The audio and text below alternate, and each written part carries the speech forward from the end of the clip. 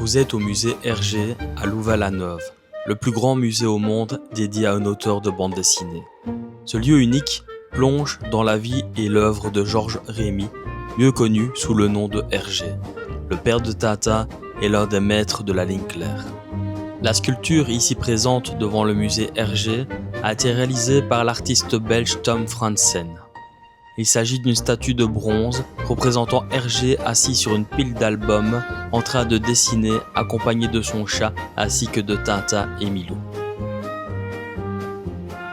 Le musée Hergé est relativement récent puisqu'il a ouvert ses portes le 2 juin 2009.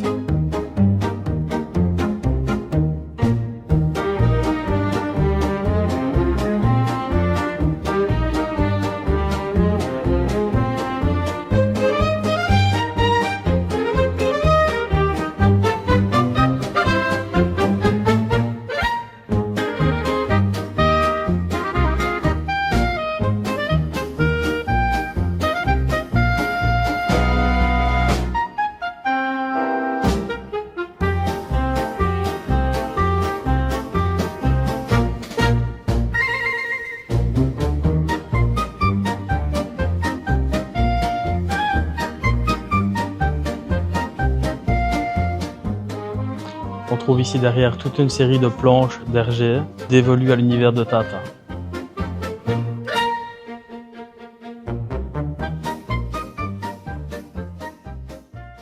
Hergé est né en 1907 à Etterbeek. Issu d'une famille modeste de la classe moyenne bruxelloise, il se révèle très tôt dessinateur et intègre l'école supérieure numéro 11 d'Ixelles en 1919. En 1928, il devient rédacteur en chef du Petit 20e, un supplément jeunesse du journal Le 20e siècle, et il commence à signer ses dessins du pseudonyme Hergé, formé à partir de ses initiales. C'est en 1929 que naît Tintin, dans le Petit 20e, avec Tintin au pays des soviets. Presque du même coup, Hergé impose la ligne claire, un style de dessin épuré et moderne, où chaque trait compte et où la narration est fluide et lisible. Si les premiers albums sont des succès, c'est vraiment à partir du Lotus Bleu en 1934 que la série prend son envol, avec des scénarios plus construits, inspirés parfois de Jules Verne, où l'imaginaire et le réalisme s'équilibrent parfaitement. On a marché sur la Lune. Les bijoux de la Castafiore. En 1946, il lance le journal Tintin, qui révélera de nombreux talents comme Jacobs ou Martin, puis il fonde le studio Hergé en 1950, une véritable usine à images et à histoire.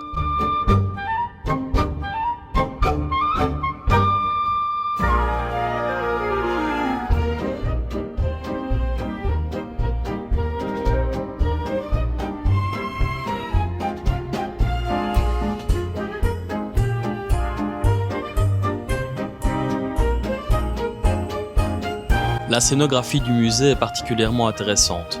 Les murs ne sont pas tous droits et verticaux, ce qui explique que de nombreuses œuvres sont présentées sur des chevalets et non directement fixées au mur. Le musée s'appuie sur un fond riche et varié, qui comprend 80 planches originales et 800 pièces. Parmi les pièces les plus marquantes, on trouve évidemment les planches crayonnées, des documents personnels, et des objets liés à l'univers d'Hergé et de Tintin, dont certaines maquettes de grande taille.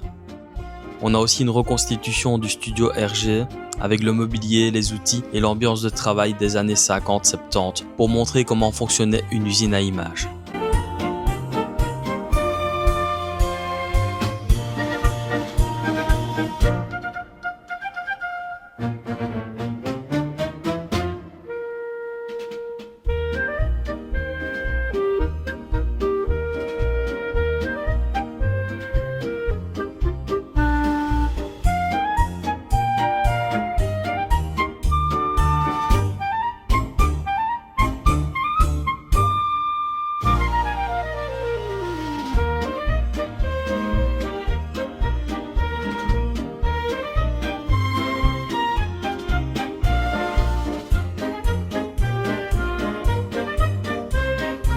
Le musée expose également une voiture issue de l'univers de Tintin, ainsi qu'une maquette à taille réelle du sous-marin conçu par le professeur Tournesol dans l'album L'affaire Tournesol.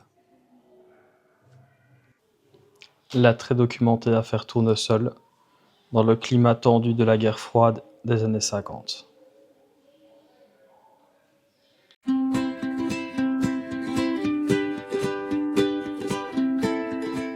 La maquette de l'Aurore.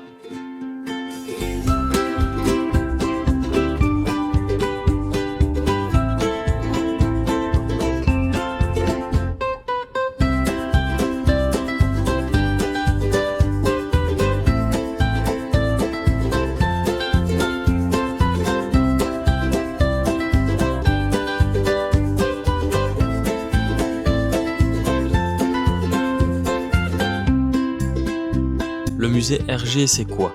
C'est un lieu unique au monde, dédié à un seul auteur de bande dessinée. C'est une plongée dans les coulisses de la création. Brouillons, planches originales, documents personnels, le tout dans une architecture audacieuse, pensée comme un écrin pour la ligne claire. C'est aussi une façon de comprendre comment un petit garçon bruxellois a réussi, grâce à son crayon, à changer la manière dont on raconte des histoires en images. Hergé a reçu de nombreuses distinctions et il est véritablement passé à la postérité. Il est souvent considéré comme le père de la bande dessinée moderne.